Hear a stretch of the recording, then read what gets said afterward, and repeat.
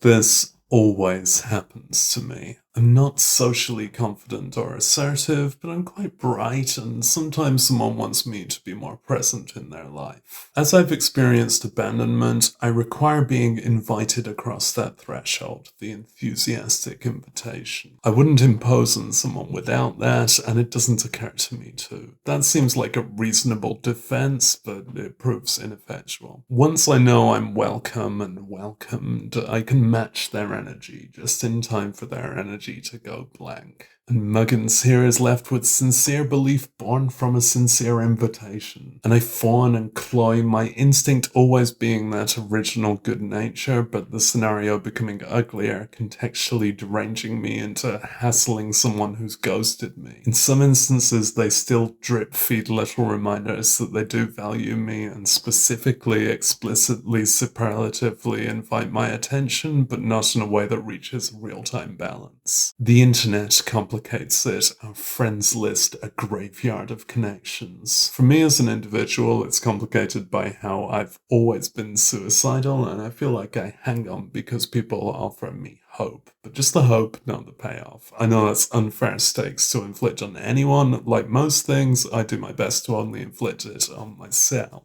It's happened so many times that of course I look for causes in myself. It took much longer than this sentence, but my best conclusion was that people can't always handle what they think they want, and always online culture has intensified communication for the better and worse, and made the options infinite, making it safe to enthuse and ghost. For years I've expressed this abandonment trauma as concisely as possible to try and avoid it happening, but then it happens. Can we distill this into a short phrase or word? Can we put it as simply as possible to increase understanding? Calling it surnames limbo might make me wince too much, though I guess if any name accurately describes this, then it'll be a hurtful reference. Muggins' connection? It involves the specifics of my self-discipline and the mental illness of those with whom I connect, but I swear it's happening to others and is a resonant experience. It's probably worth noting that my side of this is just circumstance, and the thing to diagnose is the other's behavior. It's stringing along, but they didn't just cast the string, they built it. I think to the perspective of someone who's done this, my investment honestly feels overkeen. I'm a problem, and the discrepancy looks different to those who are more socially successful. I'm not sure how the angst feels to a stringer, but it's clearly something for me to deal with, and the simple way to do that is to give up on someone.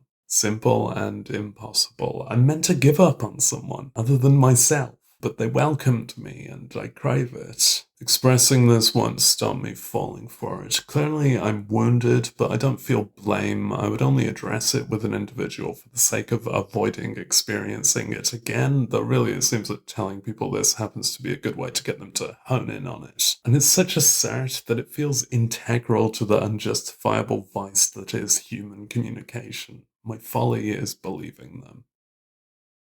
Anyways, I'm getting back on my cross.